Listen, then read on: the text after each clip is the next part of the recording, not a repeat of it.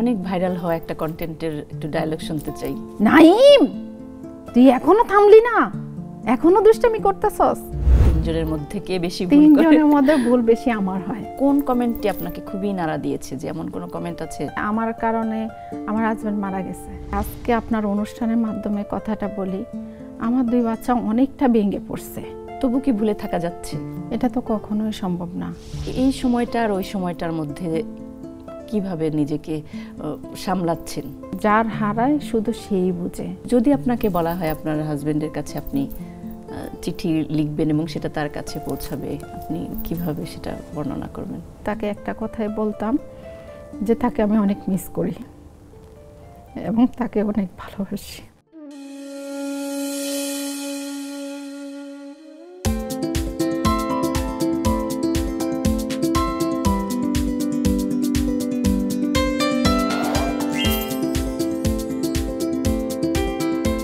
সব গল্প স্ক্রিপ্টে লেখা থাকে না, কিছু গল্প জীবন নিজেই লেখে। কেউ কিছু শিখিয়ে দেয় না, তারপরে আমরা শিখে যাই কি করে জীবনে একা চলতে হয়, কি করে মুখে হাসি রেখে ক্যামেরার সামনে দাঁড়াতে হয়। আজকের অতিথি তেমনই একজন, নীলুফার ইয়াসমিন। তিনি ছিলেন সহজ সরল একজন গৃহিণী, আজ তার 2 ছেলেকে নিয়ে সোশ্যাল মিডিয়ায় তৈরি করছেন হাসির কন্টেন্ট এবং ছড়িয়ে দিচ্ছেন সচেতনতার আলো। চলুন আজ আমরা তার কাছ থেকেই শুনে নেব তার জীবনের গল্পগুলো, জীবন থেকে নেয়া গল্পগুলো। কেমন আছেন নীলুফার আপা? আলহামদুলিল্লাহ ভালো আছি, আপনি কেমন আছেন? আমিও ভালো আছি। আজকে আপনার জীবনের কথাগুলো, জীবন থেকে নেয়া কথাগুলো শুনতে পাবো। আপনার যে পেজটা রয়েছে নীলাস খাবার দাবার, নীলাস খাবার দাবার, সেখানে তো নামটি শুনলেই কিন্তু মানুষ মনে করবে যে এখানে খাবারের কন্টেন্ট তৈরি করা হয় বা রান্নার কিছু দেখানো হয়। এই নামটা কেন বা কবে থেকে শুরু করেছিলেন? আমরা যখন কন্টেন্ট তৈরি করি তখন শুরুতে আমরা শুরু করছিলাম রান্না দিয়ে। যখন দেখছি যে রান্নাতে কোনো ভালো পাচ্ছি না, সাড়া পাচ্ছি না, তখন চলে গেছি যে ব্লগ করছিলাম। তখন সেটা তো খুব একটা ভালো পাচ্ছি না, কিন্তু নামটা তো তখনই দিয়ে ফেলছিলাম যে নীলাস খাবার দাবার, যে আমরা খাবার দাবার তৈরি করব। কিন্তু পাবলিক তো নিচ্ছে না।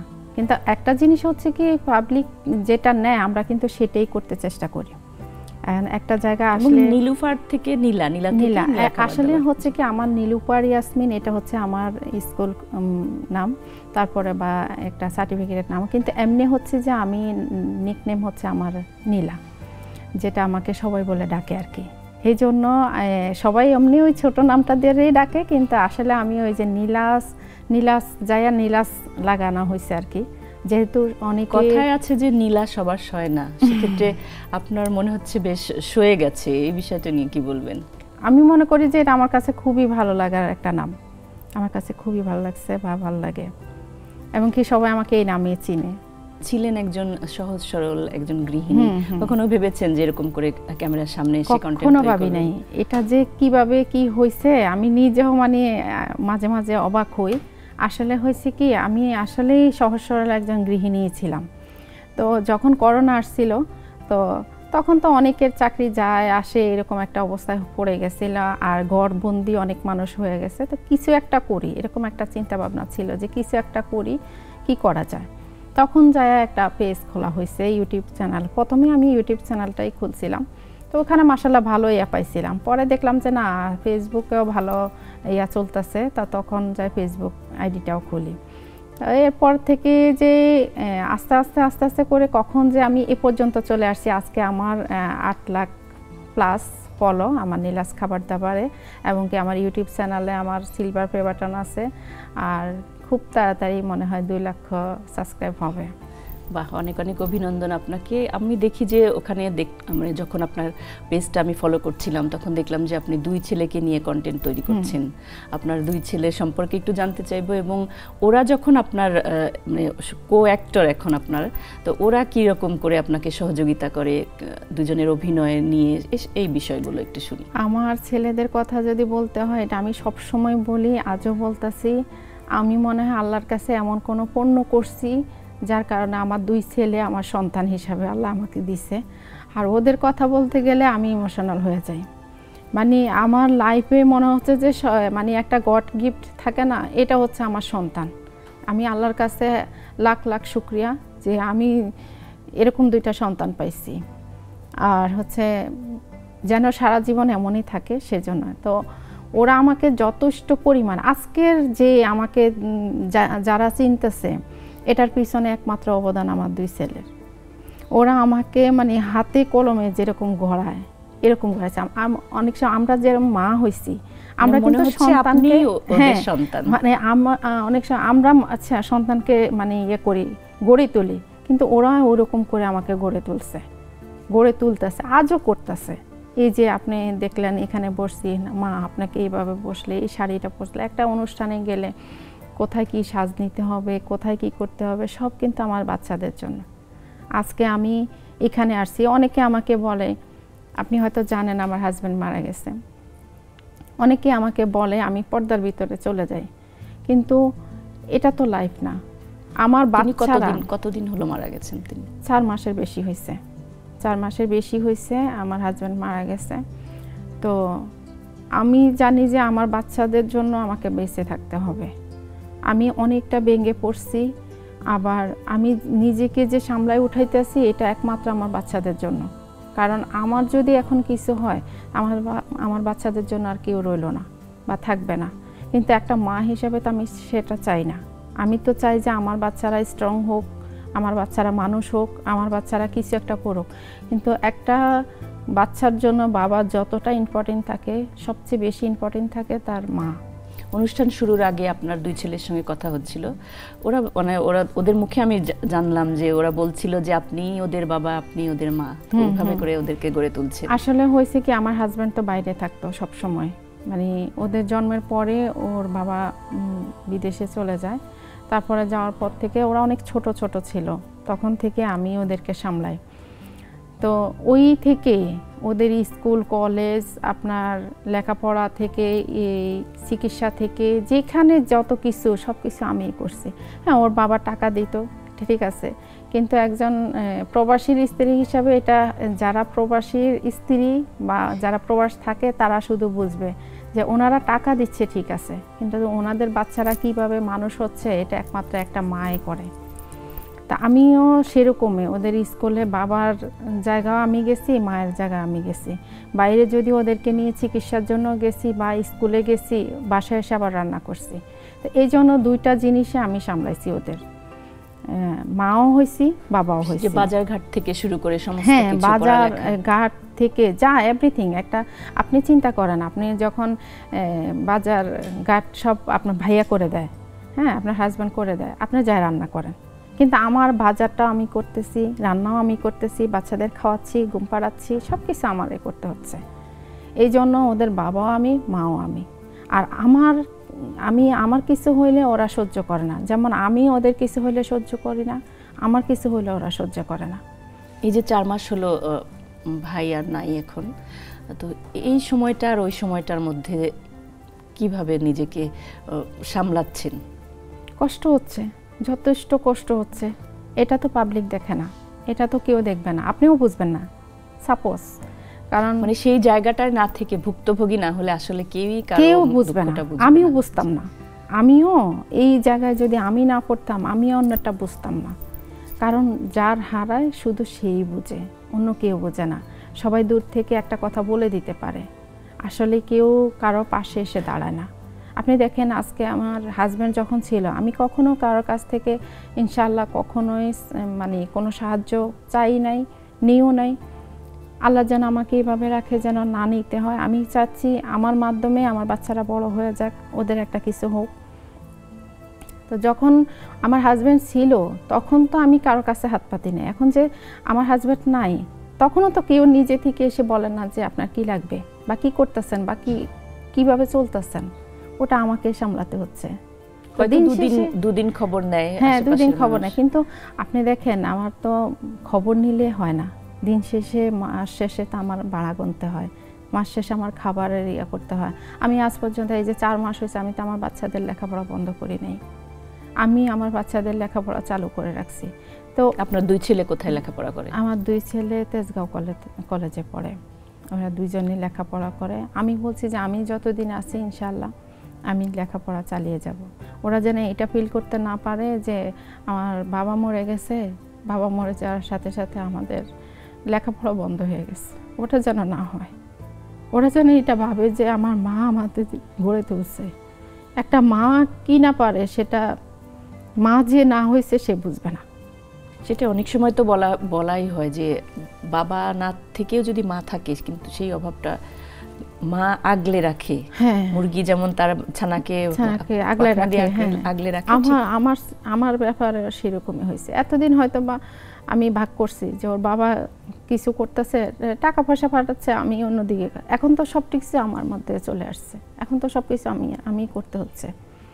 এখন মানে এর আগে দেখা গেল যে বিভিন্ন অনুষ্ঠানে বা কন্টেন্ট যখন তৈরি করেন আপনারা, সেখানে অনেক ধরনের কমেন্ট আসে। আপনার হাজবেন্ড মারা যাওয়ার পরে প্রোগ্রাম করা, কন্টেন্ট তৈরি করা, মানে সেই টপিকগুলোর পেছনেও, কন্টেন্টের পেছনেও নানান ধরনের যে নেগেটিভ কমেন্ট আসে, হাজবেন্ড মারা যাওয়ার পরে আপনি কেন করছেন, এ ধরনের কমেন্টও আসে। সেইগুলোকে কিভাবে মন থেকে সামলান? একটা জিনিস হচ্ছে কি, যে কোনো জিনিসের ভালো থাকে খারাপও থাকে।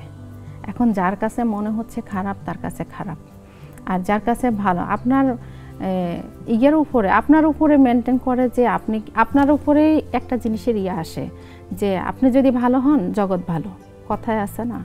তো আপনি যেমন আপনি কমেন্টটা করবেন তেমন, সোজা কথা। আমি একটা জিনিসে বুঝি, আমি কিন্তু নাচানাচি করতেছি না, উচ্ছৃঙ্খল চলাফেরা করতেছি না, কিন্তু আমার সামাজিকতা এখন, হ্যাঁ অনেকে বলতেছে, এরা আমি ভেঙে বলি যে অনেকে বলতেছে আমি বোরকা পরে পেলি বা আমি করি। আমি যে দিন শেষে আমার যে বাচ্চাদের খরচটা আমার চালাইতে হইতেছে, ওটা তো কেউ দিয়ে যাচ্ছে না, ওটা তো আমারই করতে হচ্ছে। এটা কি আমার একটা কাজ? এটা কি আমার একটা, আপনি একটা জায়গায় চাকরি করেন, আপনি ওইখানে যেতে হচ্ছে না, আপনি নারী। তা আমারটা হচ্ছে এইভাবে বিভিন্ন রকমের মানুষের বিভিন্ন রকমের ধরনের একটা পেশা তৈরি হয়েছে। আজকে আমি আল্লাহকে অনেক ধন্যবাদ জানাই। এটার কারণ হচ্ছে কি, মানুষের আল্লাহ তাআলা কিন্তু সবার ইয়াটা কিন্তু আগে থেকে ফিক্সড করে রাখে। তো এই জন্য হয়তো বা আমি কন্টেন্ট তৈরি করছি, আমার এটা আগে থেকে হয়ে আসছে, এই জন্য হয়তো বা আমার এখন কারোর কাছে হাত পাততে হচ্ছে না। দিন শেষে তো আমার খবর, পেটের খবর কেউ নিচ্ছে না। আমার স্বামী মারা গেছে ঠিক আছে, আমার পেট তো নিয়ে যায়নি।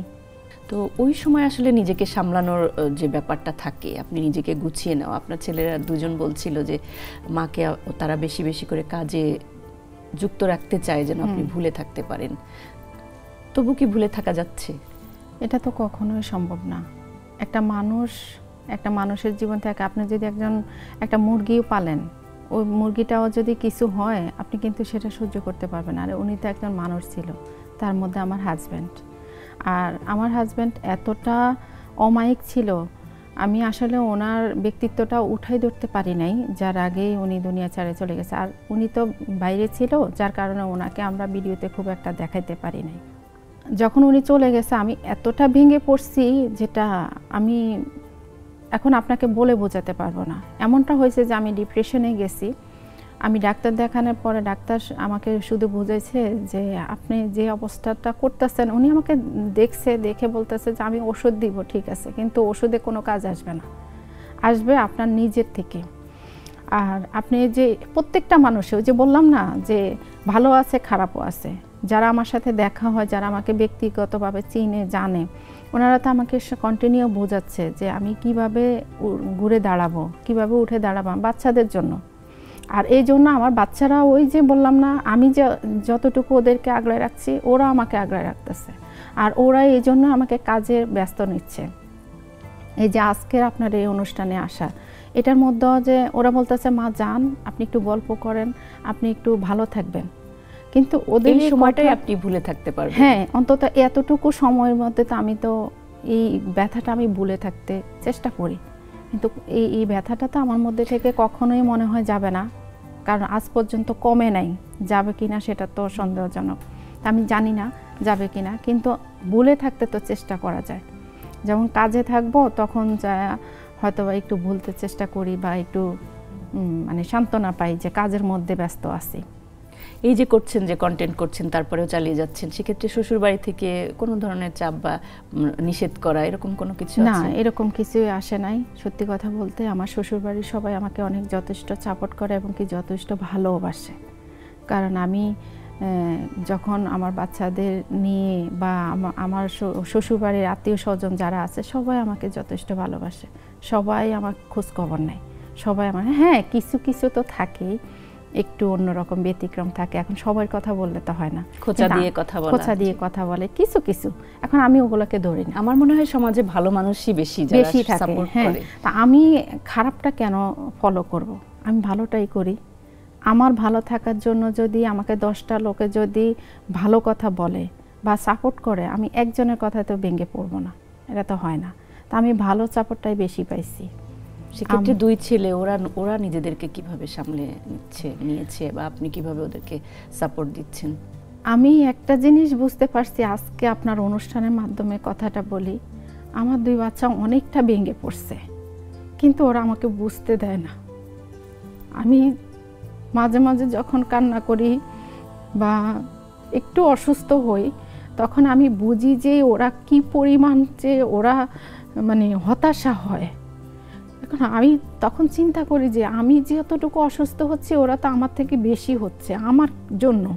তখন আমি অনেক সময় দেখা যায় আমি অসুস্থ হইলে এখন আর বলি না, ওদের সামনে বলি না, কিন্তু ওরা তো বাচ্চা, ওরা তো সবসময় আমাকে পাহারা দিয়ে রাখতে পারে না। আমার ব্যথা, আমার কষ্ট, ওটা তো আমার মধ্যেই থাকে। তো এই জন্য আমি ওদের সামনে এখন আর কান্না করি না, ওদের সামনে এখন আর আমি ভেঙে পড়ি না, যাতে করে ওরা যেন ইয়া না হয়। কারণ আমিও ফিল করছি, আমি দেখছি যে আমি যদি একটু কান্না করি বা একটু অসুস্থ হই, ওরা মানে পাগল হয়ে যায়। সেক্ষেত্রে সব কিছু সামলানো, আপনি অসুস্থ হয়ে পড়লে তো রান্না খাওয়া, এই যে 4 মাস আমার ফেসবুক আইডি যারা চিনে জানে, আমার দেখছে যে সব কাজ আমার ছেলেরা করতেছে, রান্না থেকে সব কাজ, মাকে দেখা, সব কিছু। আমার আম্মা ছিল দীর্ঘদিন আমার সাথে ছিল, কিন্তু এখন আমাকে পাহারা দেওয়ানোর জন্য তো সবার তো আর হাতে সময় থাকে না। একজন মানুষকে আপনার দেখার জন্য তো সবাই সব সময় ফ্রি থাকে না, সবারই সংসার আছে, সবারই জীবন আছে। তো এই জন্য ওরাই আমাকে দেখতেছে। এখন আমার কাছে মনে হচ্ছে যে মানে আমি ওদেরকে কি মানুষ করব বা কি দেখব, ওরাই উল্টা এখন আমার খেয়াল রাখতেছে, ওরাই এখন আমাকে দেখতেছে। আমি এবার একটু কন্টেন্টের বিষয়ে চলে যেতে চাই। মানে ওখানে দেখা যায় যে হাসি থাকে, হাস্যরস থাকে এবং শিক্ষণীয় জিনিসও থাকে, সচেতনতার আলো ছড়িয়ে দেন, যেটা বলছিলাম আমি। তো এই দুইটা কিভাবে ব্যালেন্স করেন? এই দুইটা ব্যালেন্স করি আসলে আমরা প্রথম থেকে আমরা চেষ্টা করছি। প্রথম তো বলছিলাম যে আপনার রান্না নিয়ে, তারপরে কোনোটাই হচ্ছে না। পরে দেখলাম যে না, যখন পানি কন্টেন্টগুলো দিচ্ছি এটা পাবলিক খুব ভালো নিচ্ছে, খুব মজা পাচ্ছে। তা আমরা এমনিতেও আমরা বাস্তবে আমরা মা ছেলেরা খুবই ফ্রি। আমার হাজব্যান্ড, আমরা 4 জন ছিলাম, আমার ছোট্ট একটা সংসার ছিল, আমরা খুবই সুখী ছিলাম, খুবই ভালো ছিলাম। তা আমরা সবসময় মানে সবাই ফ্রি, আমার হাজব্যান্ড, বাচ্চা, আমরা সবাই ফ্রি। তো যখন ফ্রি, আমরা একটা বাচ্চাকে নিয়ে কি রকম করে শাসন করা যায়, কি করলে ওদের ভালো আসে, ওই জিনিসটাই আমি হঠাৎ করে মনে করলাম যে না, এটা তো তোমার সাথে করতেছি, তো এটা একটু ক্যামেরা বন্দি করি, দেখি এটা কেমন যায়। দেখলাম না, ভালোই যাচ্ছে, পাবলিকও নিচ্ছে, অনেকে মজা পাচ্ছে যে না আমার সন্তানও এমন। এই ইদানিংও আমার সাথে অনেকের সাথে যখন দেখা হয় রাস্তাঘাটে বা কোথাও, সবাই বলতেছে যে আপা আপনার মতোই আমার 2টা ছেলে আছে, আপনার মতোই আমার ছেলেরা এমন করে। কিন্তু এখন সবাই তো আর কন্টেন্ট তৈরি করে না, সবাই আর ফুটাই উঠাইতে পারে না, হয়তো বা আমাদেরটা এভাবে আমরা নিছি, গড়ে তুলছি। তো এটার মধ্যে সমাজ সচেতন অনেক ভিডিও থাকে, হাসি থাকে, কান্না থাকে, সব কিছুই থাকে, সব কিছুই আমরা ওইভাবে ইয়ে করে নিছি। তবে ভালো দিকটাই বেশি চিন্তা করি। এই যে দুইজনই আপনার সঙ্গে অভিনয় করছে, আপনি একটা ক্যারেক্টার হচ্ছেন, তারা দুইজন একটা ক্যারেক্টার হচ্ছে, তো এই ক্ষেত্রে কে কন্টেন্টের মানে যে গল্পটা সাজানো বা ক্যামেরা এডিট করা, ক্যামেরা চালানো, এই কাজগুলো কে কোনটা ভাগ করে নিয়েছেন? এটা আমরা ভাগ করে নিয়েছি সব সময়, যে আমরা তো মানুষ 3 জনই, যদি আমার ক্যারেক্টার আসে তাহলে ওরা আমাকে ভিডিও করে দেয়, যদি ওদের বেলায় আসে আমি ভিডিও করে দিই। আর স্ক্রিপ্ট লেখা এটা কারোর মধ্যে কোনো ধার্য থাকে না, হয়তো আমার মাথায় একটা গল্প আসছে, আমি গল্পটা ওদেরকে শোনাই যে এমন এমন করলে কি হয়, তা ওরা ওটার সাথে আর একটু ইয়ে করে যে না মা এমনি করলে ভালো হবে। হ্যাঁ, আমারটাই ঠিক মূল থাকে, তো ওরা আবার একটু সাজায় নেয় যে এভাবে করলে ভালো হবে, ওভাবে করলে ভালো হবে, বা ওরা যদি কখনো কোনো গল্প শোনা যে মা এমনি এমনি করলে কেমন হয়, আচ্ছা ঠিক আছে এটার সাথে এভাবে করলে আর একটু সুন্দর আসে। তিনজনে চিন্তা করে যে দেখি যে না সব কিছু ঠিকঠাক আছে, চলো এবার তৈরি করে ফেলি। আপনার কি আঞ্চলিক ভাষায় করেন? হ্যাঁ, আমি বিশেষ করে বেশিরভাগই আমার নোয়াখালীর ভাষায় আমি কথা বলি। লক্ষ্মীপুর আমার বাড়ি, আমি লক্ষ্মীপুরের ভাষায় কথা বলি। এটাই সবাই সুন্দর নিছে, ভালো লাগতেছে সবার কাছে। কোন এ পর্যন্ত কোন কন্টেন্টটা সবচাইতে বেশি ভিউ ছিল এবং সবচাইতে সাড়া পেয়েছেন? এরকম তো অনেকগুলাই আছে, আসলে বলাটা মানে একটু মুশকিল হয়ে যায়, তবে অনেকগুলা ইয়ে আছে আর সবগুলাই শিক্ষণীয়র মধ্যে থাকে। যেমন একটা ভিডিও আমি আপনাকে এই মুহূর্তে বলি যে আমার ছেলে মানে কলেজ থেকে আসছিল, আসার পরে আমি বলতেছি কি দেখি ও কি সিগারেট খাইছে কিনা বা ও কোনো মেয়ের সাথে মিশছে কিনা। তো এরকম একটা চেকিং করে তাকে আমি ঘরে ঢুকাচ্ছি।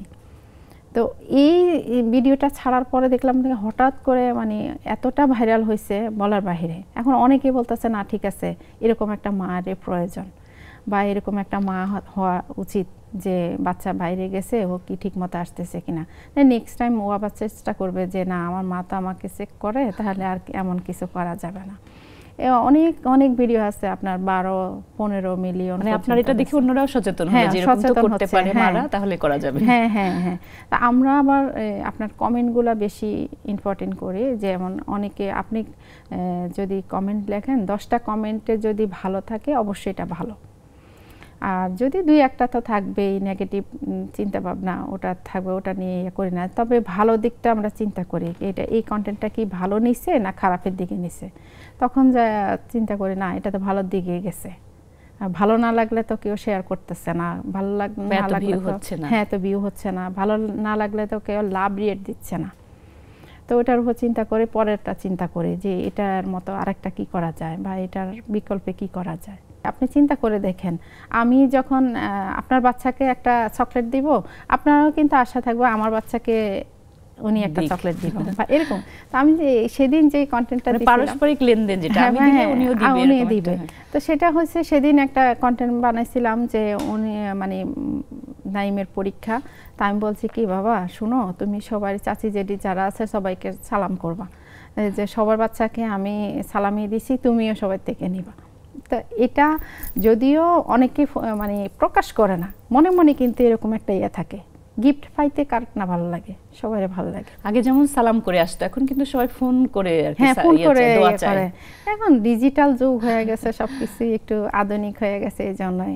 আপনি কিছুক্ষণ আগে আমার এই শো শুরু করার আগে আপনি বলছিলেন যে আপনার হাজবেন্ড যখন আসলো, আবার একটু ওই প্রসঙ্গে ফিরে যাই, লাল শাড়ি পরা নিয়ে একটা ঘটনা ছিল, সেই ঘটনাটা যদি শেয়ার করেন। মানুষ তো আমরা বাঙালি নারী, আমরা সবসময় স্বামীর জন্য সাজতে চেষ্টা করি বা এটাই স্বাভাবিক। ইসলামেও এরকমই আছে যে স্বামীর জন্য সাজো। তো যখন সে আসতেছে তখন আমি একটা লাল শাড়ি পরছিলাম। লাল শাড়ি পরে আমি এয়ারপোর্টে গেছি, এয়ারপোর্টে যাই ফুল নিয়ে ওনার জন্য অপেক্ষা করতেছিলাম। তো ওই ভিডিওটা আমার ওটাও আমার অনেক ভাইরাল হয়, অনেক ভালো ইয়ে পাইছি। কিন্তু ওই ভিডিওটার মানে এমনটা হয়েছে আমার কাছে এখন লাগতেছে যে মানুষের নজর লেগে গেছে, যে এত সুন্দর সবাই বলতেছিল যে আপু আপনাকে অনেক সুন্দর লাগতেছে, অনেক ভালো লাগতেছে। এই সুন্দরটাই মনে হয় আমার জীবন থেকে মানে চলে গেছে, যেটা হয়তোবা আমি আর কোনো দিনও ফিরে পাবো না। তবুও যে বলে না জীবনের গল্প, জীবন তো থেমে থাকবে না, তবু আপনাকে চলতে হবে, ছেলে দুজনের জন্য আপনাকে বেঁচে থাকতে হবে, এগিয়ে যেতে হবে, সুন্দর করে সাজবেন, তারপরে সেটাকে আবার কন্টেন্ট হিসেবে মানুষের মধ্যে সচেতনতা তৈরি করার জন্য ফিরিয়ে দিবেন। ওই চেষ্টাটাই করি। এই যে এখনো অনেকে বলে আমি সাজছি কেন বা আমি হচ্ছি কেন, এরকম বের হচ্ছি কেন, আমার বাচ্চাদের জন্য আমার করতে হচ্ছে। ওরা যেন ঘরে এসে না দেখে যে আমার মা এলোমেলো, ওরা সবসময় দেখে আসছে মা পরিপাটি হয়ে থাকে। এখন যদি ওরা ঘরে আসে যদি দেখে যে মা এলোমেলো, তাহলে ওরা বুঝতে পারে যে মা কান্না করছে, মার মন খারাপ। আর আমার মন খারাপ মানেই হচ্ছে ওদের মন খারাপ। এই জন্য আমি চেষ্টা করি যে নিজেকে আবার আগের, যদি আমি জানি যারা আমার মতো মানে এই জায়গাটা আসছে তারা শুধু বুঝবে, যারা আসে নাই তারা কখনো বুঝবে না। আর এই ব্যথাটা আমার ভোলার মতো না, এই ক্ষত জীবনে শুকাবে না, কিন্তু এই ক্ষতটাকে ঢেকে আমাকে চলতে হবে। এই ক্ষত নিজেকে নিজে সামলানো, এই টেকনিক বা এই টিপসটা যদি আমি বলি দর্শকদের জন্য, অন্য যারা নারী আছে তাদের জন্য দিতে বলি, তাহলে আপনি কিভাবে দিবেন? এটাকে আমি দিব যে আপনাকে বাঁচতে হবে, সোজা কথা। আল্লাহর হুকুম ছাড়া কেউ মৃত্যু আসে না, আল্লাহর হুকুম থাকে। কিন্তু যতদিন আমরা বেঁচে থাকি, আমরা যদি আমাদেরকে আগে মেরে ফেলি তাহলে হয় না। আর বিশেষ করে আমরা যখন বাঁচি, কার জন্য বাঁচি? পরিবারের জন্য বাঁচি, বাচ্চাদের জন্য বাঁচি। তা আমার বাচ্চারা যদি আমার এই ভালোটা দেখে যদি ভালো থাকে, তাহলে আমি মনে করি আমি সার্থক। আমি বলবো যে যেসব আপুরা এরকম ভেঙে পড়ছেন, ভেঙে না পড়ে আপনারা উঠে দাঁড়ান, অন্তত বাচ্চাদের জন্য দাঁড়ান। যারা মা হয়েছে তারা অবশ্য বাচ্চাদের জন্য দাঁড়াবে, আর যারা মা না হয়েছে তারা পরিবারের জন্য দাঁড়াবে। একটা জিনিস হচ্ছে কি, আমি এখন চিন্তা করি আমার বাচ্চাদের কথা, কিন্তু আমার যদি মনে করেন বিয়ে না হইতো, তাহলে তো আমি অবশ্য মা বাবার কথা চিন্তা করতাম। তো কোনো মা বাবাও তো চায় না তার বাচ্চা কষ্ট পাক, সেটা চায় না। তো পরিবার মানেই হচ্ছে মা বাবা সন্তান সবাইকে নিয়ে। আর আপনি ভালো থাকলে আমিও ভালো, আমি ভালো থাকলে আপনিও ভালো। পরিবারটা মায়ায় দিয়ে বাঁধা, এবং মায়া, এই জন্য সবাইকে আমি এটাই বলবো যে নিজের জন্য না হলেও পরিবারের জন্য আপনি উঠে দাঁড়ান, ঘুরে দাঁড়ান, দাঁড়াতেই হবে, চলতেই হবে, কিচ্ছু করার নেই। আমি যদি এখন আপনার কাছ থেকে আপনাদের কন্টেন্টের, অনেক ভাইরাল হওয়া একটা কন্টেন্টের একটু ডায়লগ শুনতে চাই, যেটা আমি পাবলিকের কাছে অনেকটা বেশি পাই। অনেকেই আমাকে কমেন্টটা করে যে আপু আপনি যখন নাইম বলে ডাক দেন, এই জিনিসটা অনেক সুন্দর লাগে বা অনেক মজা পায়। তো এটা হয়েছে কি, আমার বড় ছেলেটা একটু বেশি চঞ্চল, ও আবার দুষ্টুমি করে বেশি। তখন আমার নাইম তুই এখনো থামলি না, এখনো দুষ্টুমি করতেছস। মানে এই জিনিসটা পাবলিক অনেক বেশি ভালোবাসে, মানে পাবলিক নেয়। কারণ একটা বাচ্চাকে নাইম তো তাহলে বিশাল একটা ভাইরাল ক্যারেক্টার, তাই না? মাশাআল্লাহ, আলহামদুলিল্লাহ। আমার চেয়ে ওকে ভালো মানুষ চিনে এবং কি ভালোবাসে। আমি যখন আমার হাজবেন্ড মারা যায়, মানে ওকে ওদের দুই ভাইকে যে এত পরিমাণ মানুষ দোয়া করছে, আমি শুধু আল্লাহর কাছে একটা জিনিসে চাইবো যে এই সবার দোয়া থেকে একটা মানুষের দোয়া হলো যেন আল্লাহ যেন একটু কবুল করে। এত মানুষ ওদেরকে দোয়া করছে আপু। আমার বেঁচে থাকার একমাত্র এখন হচ্ছে আমার বাচ্চারা। ওরা যদি ভালো থাকে আমি ভালো, ওরা যদি খারাপ থাকে আমি খারাপ। একমাত্র আমার এখন আমার হাজব্যান্ড মারা যাওয়ার পরে, আগে হয়তো আমি অনেক স্বপ্ন দেখছি, অনেক কিছু, এখন আর আমার ওই স্বপ্নগুলো নাই। আমার এখন একটাই স্বপ্ন, ওটা হচ্ছে আমার বাচ্চা। আপনি কমেন্টের কথা বলছিলেন যে দোয়া করেছে, কমেন্টের মধ্যে দোয়া করেছে, কোন কমেন্টটি আপনাকে খুবই নাড়া দিয়েছে? যে এমন কোনো কমেন্ট আছে যেটা বলতে পারেন যে এভাবে না করেছে তারা? এরকম অনেক কমেন্ট আছে, ভালো আছে খারাপও আছে। অনেক মানুষে আছে এমনও বলছে যে আমার কারণে আমার হাজব্যান্ড মারা গেছে, আমি ভিডিও করি এই জন্য। মানে এই জিনিসটা আপনি চিন্তা করেন, এই পৃথিবীতে কি আর কেউ হাজব্যান্ড মারা যায় না? আর কেউ কোনো মানুষ মারা যায় না? সবাই কি ভিডিও করে? আল্লাহর হাতের উপরে তো কারো হাত নাই। আর আমি যে এখন বাসায় ফিরে যাব এটার গ্যারান্টি কেউ দিতে পারবে? তা আমি কার অপরাধে আমি মারা যাব? তা আমি ভিডিও করছি আমার হাজব্যান্ড, এটার জন্য তো হাজব্যান্ড মারা যায় এমন কিছু হইতে পারে না। আবার অনেকেই দোয়া করছে যে আপু আপনি আপনার কাজ চালায় যান, আপনি এই মুহূর্তে আপনার কাজটাই হচ্ছে আপনার একমাত্র অবলম্বন। আমি যদি কাজ না করি, প্রথমত হচ্ছে আমার পেটে ভাত আসবে না, কেউ দিবে না। দ্বিতীয়টা হচ্ছে যে আমি কাজের মধ্যে আমার ব্যথাটা আমি ভুলে থাকতে চাই। এই যে নাটকের মধ্যে আপনি মা ক্যারেক্টারটাই বেছে নিলেন, অন্য কোনো হতে পারতেন, কিন্তু আপনি আপনার যে মায়ের ভূমিকাটাই নিয়েছেন, এটাতে ভালোভাবে দর্শক গ্রহণ করেছে। এটার মূল কারণ হচ্ছে কি, আসলে তো আমি একজন মা, আর আমি সব সময় প্রাউড ফিল করি, মানে এটা আমার কাছে একটা গর্ব, আমি আমার 2 সন্তানের মা। কেউ যদি আমাকে আমার নাম ধরে না ডেকে যদি নাইমি বেনের মা ডাকে, আমার কাছে শুনতে ভালো লাগে। কারণ আসল পরিচয়টা তো হচ্ছে আমি ওদের মা। এখন তো আমি মা হয়ে গেছি, আর একজন মার জন্য সন্তান কতটুকু ইম্পর্টেন্ট বা কতটা মূল্যবান সেটা যে মা হয়েছে সে বোঝে। বলা হয় যে মায়ের কাছে সব সন্তান সমান, কিন্তু একটু কি কোথাও কারোর জন্য একটু বেশি? না, এরকম কখনো হয় না। বরং মানে এমন কিছু কন্টেন্ট আমরা তৈরি করছি যে অনেক সময় ইভেন আমাকে প্রশ্ন করছে যে আম্মু আমরা তো 2টা, তাহলে কি বেশি আপনার কাছে মানে আদরের? কে বেশি, কাকে বেশি আদর করেন। আমি বলছি যে একটা জিনিস চিন্তা করো, তোমরা আমার 2টা সন্তান, এটা আমি আমাকে দিই মানে একটা উদাহরণ দিছি যে তোমরা আমার 2টা সন্তান।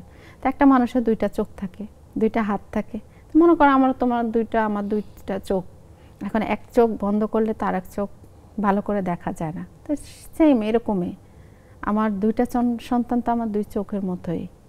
যদি 3টা থাকতো 3টা এমনটাই হয়তো। কিন্তু আমি জানি যে সন্তানের মধ্যে কখনো কোনো ভাগ হয় না। সে যদি একটা সন্তান যদি অক্ষমও হয় তাও সে মার কাছে সন্তানে। আপনি যে আঞ্চলিকতার কথা বলছিলেন, আঞ্চলিক ভাষায়, লক্ষ্মীপুরের ভাষায় যদি একটা কন্টেন্টের কথা বলেন। যেমন একটা কন্টেন্ট আছে যে নাইমা আমাকে এসে বলছে যে মা একটা আইডি খুলতে হবে, এখন আপনার লাগবে, বয়সটা বলতে হবে। তো এটা একটা পানি হিসেবে আমরা নিছি, আর আমি আঞ্চলিক ভাষায় বলি। হ্যাঁ, আঞ্চলিক ভাষায় শুনতে চাইছি দর্শকদের জন্য। আমার মা আপনি দেন আপনার একটা আইডি খুলতে হইব না, আপনার দেন মানে বয়সটা বসাতে হবে। আপনার বয়স কত? আমার বয়স কত? 22 বছর। কি বলেন আপনার বয়স 22 বছর? কি কন আমার বয়সে তখন 22 গড়াইছে। আরে দূর, আমি এক কথার মাইয়া, আমি কেন 2 কথার মাইয়া না যে আমি 2 কথা বলবো। আর 22 বছর আগেও বলছি, 22 বছর এখনো বলছি, সামনেও বলবো। মানে এরকম করে আর কি আমরা কন্টেন্টগুলা বানাই। আঞ্চলিক ভাষাটাই আমার মধ্যে বেশি, সব আঞ্চলিক ভাষায় থাকে, শুদ্ধ ভাষা খুবই কম থাকে। সেক্ষেত্রে নাইম ওরা তো এখন ঢাকায় বড় হয়, ওরাও কি আঞ্চলিক ভাষাটা রপ্ত করে ফেলেছে? হ্যাঁ, ওরা আমার চেয়ে মানে নোয়াখালীর ভাষায় কই, ওরা আছে বেশি হারে নোয়াখালীর ভাষা। মাঝে মাঝে তো কই কি কিরে তোরা ঢাকায় থাকস, মানে তোরা ঢাকার কথা কয় কি মা আমরা কলেজে গেলে ঠিকই ঢাকার ভাষা আইয়ে বা বাইরে গেলে আইয়ে, কিন্তু ঘরে মধ্যে আমরা এইভাবে চলি। এই আঞ্চলিক ভাষারও কিন্তু একটা মধুর, হ্যাঁ মধুরই আছে, এটা অনেকটা সাড়া ফেলছে। কারণ আমার দেশের মানুষ অনেকেই দেখে, যেমন নোয়াখালীর মানুষ, লক্ষ্মীপুরের মানুষ, সবাই এগুলা দেখে মজা পায়। আর আঞ্চলিক মানুষ, আর যে কোনো মানুষের দেশের একটা থাকে, টান থাকে। আবার একটু কন্টেন্টের বিষয়ে আসি। কন্টেন্ট তৈরি করার সময় আইডিয়া আগে আসে নাকি সেই ভাবনাটা আগে আসে, বা কোনটা আগে আসে সেক্ষেত্রে? আর কোনো বাস্তব চরিত্রকে ঘিরে করেন কিনা? আমাদের সব কন্টেন্টগুলো বাস্তব নিয়ে কথা, সবগুলো আপনি আমার পেজে যখন দেখবেন সবগুলা বাস্তবের মধ্যে আছে। আর এগুলা হয় কি অনেক সময় দেখা যায় আমাদের সাথে একটা জিনিস হচ্ছে, যেমন ধরেন মাঝে মাঝে নাইম আমারে বলে যে মা আমাকে একটা বাইক কিনে দেন। তো বাইকটা আমি কখনো ওকে দিব না। আমি এমনিতেও একটা করছি যে চিন্তা করছি জীবনে কখনো আমার ছেলেদেরকে আমি বাইক দিব না। তো আমি এই জন্য দেখি তো রাস্তাঘাটে বের হলে দেখি, আর বাইক অ্যাক্সিডেন্টটা খুবই মারাত্মক, আর বাঁচার কোনো চিন্তা ভাবনা থাকে না। ওই তো তোরে তো জীবনেও দিব না, তুই এমনিও মরবি অমনিও মর না। মা আপনি যদি না দেন আমি গছ ছেড়ে চলে যাব, গছ ছেড়ে চলে যা, তা বাঁচি থাক, কিন্তু বাইক কিনে দিয়ে মারার দরকার নাই। তো এই জিনিসটা যখন ও বলে যে বাইক কিনে না দিলে এটা হবে, এটা তো তুলে ধরা যায়। একটু গোছাই নি, একটু গোছায়া তুই এভাবে বলিস, আমি এভাবে বলবো, এই জিনিসটা আগে আমরা করে ফেলি, নিজেরা রিহার্সাল করে ফেলি। 2-1 হয়তো রিহার্সাল করি বা করি, হ্যাঁ এবার ঠিক আছে চল শুরু করি। তো এমনটাই হয়। এই জন্য আমার যতগুলো গল্প আছে সব কিছু বাস্তবের মধ্যে, আর এই জন্যই মানুষ কিন্তু বেশি পছন্দ করে। আর ভুল করে কে? 3 জনের মধ্যে কে বেশি ভুল করে? 3 জনের মধ্যে ভুল বেশি আমার হয়। কারণ আমাকে মানে শিখায় একরকম, বলে ফেলি আর একরকম। মানে তখন যায় এই মা আপনারা দিয়ে হবে না, হ্যাঁ আমি তোর মা, এত কথা কবি না, আমি যা কমু তাই। একবারের জায়গায় 5 বার ঠিক করবি, কোনো নেই, করতে হবে। তো এই জন্য এরকম হয়। ওরা মাশাআল্লাহ ভালোই আমার থেকে করতে পারে। দিনে কয়টা কন্টেন্ট তৈরি করেন বা সপ্তাহে এরকম কি কোনো বাধা ধরা নিয়ম আছে? যেহেতু আমরা জীবনমুখী জিনিসগুলো রাখি, তো এটা নিয়ে কোনো ধরা বাধা নাই।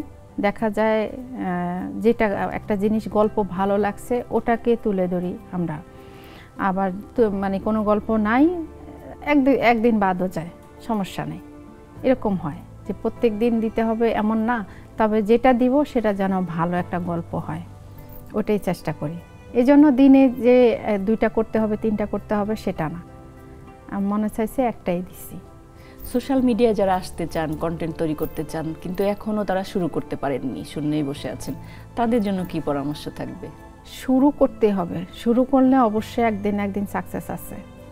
এখন অনেকের আছে ধৈর্য নাই, অনেকে আছে আবার কিভাবে আসলে করলে এটাকে উঠাই দেওয়া যাবে সেটা চিন্তা করে না। এখন ভাবে কি এই যে যেমন আমরা নীলাজ খাবার দাবার ধরে ভাইরাল হয়ে গেছি, না, কখনোই না।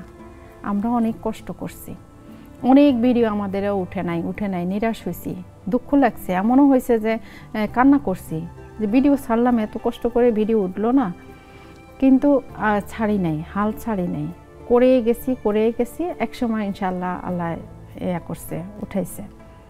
তো এখন আর কিছু না হোক, 2-4 জন তো চিনে, এতটুকুই হচ্ছে সান্ত্বনা, ভালো লাগে আর কি। সচেতনমূলক যে ভিডিওগুলো আপনারা দিচ্ছেন, হাসি ছড়াচ্ছেন, এই বিষয়গুলো তো ফলো করে মানুষ, ভালো লাগে জন্যই কিন্তু এত ফলোয়ার হয়। সেক্ষেত্রে আমি আবারও একটু পেছন দিকে একটু ফিরতে চাইবো, একটু দুঃখের কথাগুলোই আবার একটু ঘুরে ফিরে আসবে। সেটা হচ্ছে, যদি আপনাকে বলা হয় আপনার হাজবেন্ডের কাছে আপনি চিঠি লিখবেন এবং সেটা তার কাছে পৌঁছাবে, আপনি কিভাবে সেটা বর্ণনা করবেন? এরকম যদি থাকতো যে তার কাছে আমার চিঠিটা পৌঁছাবে, সে পড়তে পারবে বা সে শুনবে আমার কথাগুলো, তাহলে আমি শুধু তাকে একটা কথাই বলতাম যে তাকে আমি অনেক মিস করি এবং তাকে অনেক ভালোবাসি।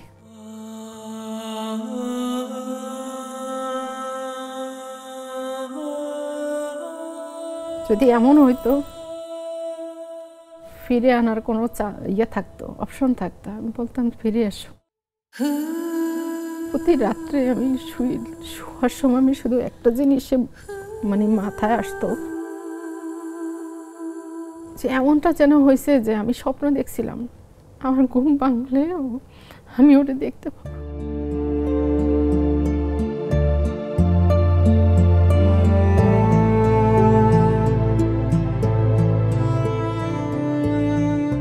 এমন কোনো কিছু ইচ্ছা করে যে কন্টেন্টটা আপনি তৈরি করতে চান, যেটা এখনো তৈরি করা হয় নাই, এরকম যদি জানতে চাই? হ্যাঁ, এরকম অনেক কন্টেন্ট আছে যেটা আমার হাজব্যান্ডের ব্যাপারে অনেক, আমি যেহেতু আজকে উনি মারা গেছে 4 মাসের বেশি হয়েছে, তো ওনার সম্পর্কে অনেক কিছু জানার ইচ্ছা আছে, যেটা আমি এখনো আমার পেজের মধ্যে বলা হয় নাই।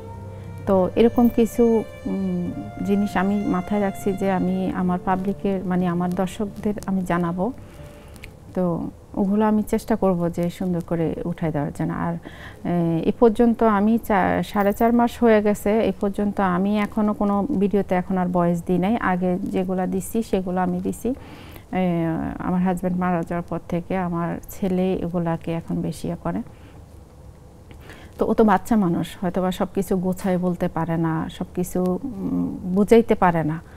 তো আমি চেষ্টা করতেছি যে 4 মাস 10 দিন যাওয়ার পরে আমি বলবো যে সবাইকে যেটা বলার। আমরা শুনলাম আপনার জীবনের গল্পগুলো, এই জীবনের গল্পগুলো মানুষের জন্য অনুপ্রেরণার হয়ে থাকুক, এটাই ছিল আমাদের উদ্দেশ্য। একজনের হাসি কান্নার সংগ্রামের গল্প অন্যজনের জন্য যেন অনুপ্রেরণার হয়।